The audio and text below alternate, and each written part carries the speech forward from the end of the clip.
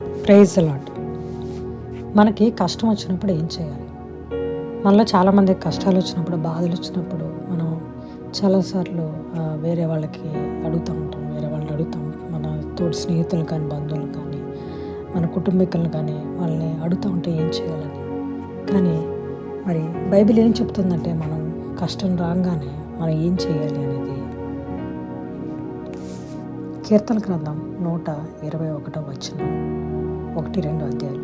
కొండల తోటి నా కన్నులెత్తుచున్నాను, నాకు సహాయం ఎక్కడి నుండి వచ్చును?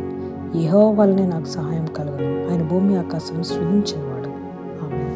అవును, మరి మనం చిన్నపిల్లలుగా ఉన్నప్పుడు మనకి ఏదైనా కావాలంటే మనం మన తల్లిదండ్రులను అడుగుతాం. అందరికన్నా ముందుగా మన తల్లిదండ్రులని ఇది కావాలి అని అడుగుతాం. ఎందుకంటే ఆయన మనకి జన్మనిచ్చిన వాళ్ళు కాబట్టి. అలాగే యేసుప్రభువు వారు మనల్ని సృజించారు. మనలో మన చుట్టూ ఉన్న వాటిని కానీ, ఈ యొక్క సృష్టిని కానీ ఆయన సృజించాడు. ఆయన సర్వశక్తిమంతుడు. ఆయన మాత్రమే చేయగలడు. మన సమయంలో, మన బాధల్లో మనం ఆనుకోవాల్సిన దేవుడి మీద, ప్రార్థన మీద, వాక్యం మీద. మరి ప్రార్థన చేసినప్పుడు కొన్నిసార్లు మన కష్టాలు తొలగిపోయినట్లే ఉంటాయి. కానీ మరి ఆ యొక్క సమస్యల గుండా వెళ్తున్నప్పుడు దేవుడు మన యొక్క ప్రార్థన వింటాడు. ఆయనకు మన ప్రార్థన ఆలకించే దేవుడు.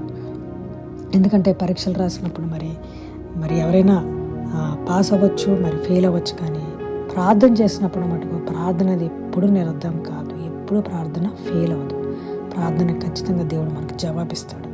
మరి ఆ ప్రార్థన చేస్తున్నప్పుడు, ఆ కష్టాల గుండా వెళ్తున్నప్పుడు ఏం జరుగుతుందంటే మన యొక్క చుట్టూ ఉన్న మన పరిస్థితులు మారుతాయి అనుకుంటాం. కానీ కొన్నిసార్లు మనం మారుతాం.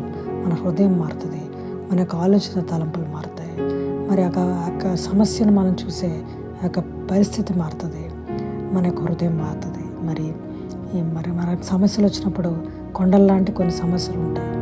మరి వాటిని మనం మన చేతులతో కానీ, మన యొక్క సొంత ప్రయత్నంతో కానీ కొండను మనం పక్కకు తీసి పెట్టలేం. అలాగే మరి అలాంటి సమస్యలు వచ్చిన మనం ఏం చేయాలంటే బైబిల్ గ్రంథం చెప్తుంది, మనం దేవునితో చూడాలి. సహాయం యెహోవా వల్లనే వచ్చును. ఆమేన్.